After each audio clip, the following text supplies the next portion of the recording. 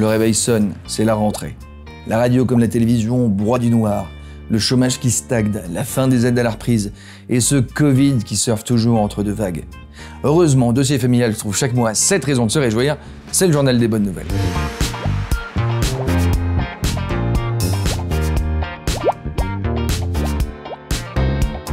Bonjour à tous, la bonne nouvelle du mois de septembre, c'est évidemment le versement de l'allocation de rentrée scolaire. Entre 370 et 404 € par enfant si vous ne dépassez pas ces plafonds de ressources. Pour acheter quoi, d'ailleurs, monsieur le ministre? Enfin, si on regarde les choses en face, que parfois il y a des achats d'écrans plats plus importants au mois de septembre qu'à d'autres moments. Des propos appuyés par le président de la République, mais déconstruits par le ministre de la Santé et des Solidarités qui verse l'ARS.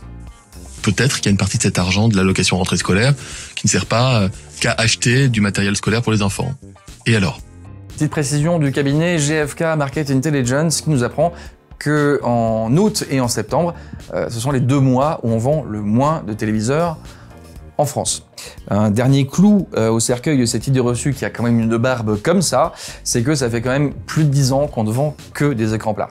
Prochaine fois, essayez peut-être avec incurvé. Les taux de crédit immobilier n'ont jamais été aussi bas, ça aussi c'est une bonne nouvelle. 1,05%, c'est le taux moyen observé au mois d'août, avec une majorité de Français qui ont envie de devenir propriétaires, si ce n'est pas déjà le cas, et des prix de l'immobilier qui continuent à monter un peu partout en France. Bah finalement, c'est une bonne nouvelle, il n'a jamais été aussi peu cher de devenir propriétaire. Profitez-en, ça durera peut-être pas. Une troisième bonne nouvelle, la crise sanitaire vous a poussé à faire la plupart de vos paiements sans contact. C'est désormais la moitié des paiements par carte bancaire qui se font sans contact. Et là, vous me dites... Et alors, c'est le moyen de paiement le plus sûr, c'est pour ça que c'est bien. 0,013% de fraude seulement, c'est 13 fois plus sûr que les paiements par Internet et ça donne du coup envie d'acheter aussi chez ces commerçants près de chez soi, sans contact. Et c'est quasiment une deuxième bonne nouvelle dans la bonne nouvelle, celle-là. C'est le petit tuyau de la rédac, vous pouvez sécher le boulot pour vous faire vacciner. Christelle, vous êtes ma DRH, comment ça se passe la vaccination par la médecine du travail?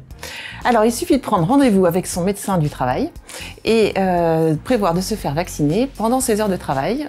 C'est prévu aujourd'hui par la loi. Et donc, est-ce qu'il y a moyen, si je prends rendez-vous par exemple avec la médecine du travail à 10h, 10h15, non pas de venir à 9h30 pour tout de suite repartir là-bas et revenir après, mais de me radiner au bureau tranquillement à midi et que personne n'y verra rien? Je crois que le mieux, c'est d'en parler à son manager ou à sa RH.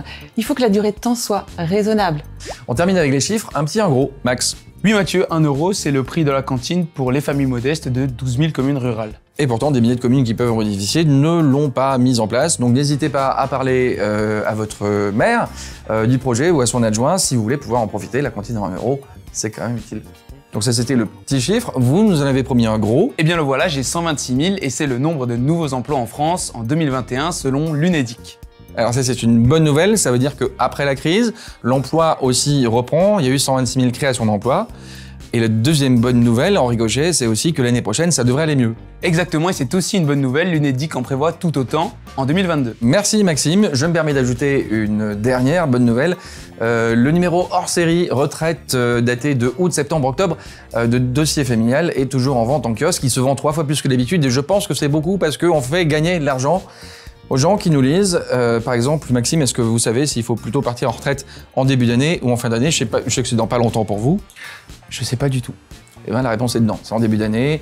Vous comprenez pourquoi en nous achetant en kiosque. À bientôt. Merci.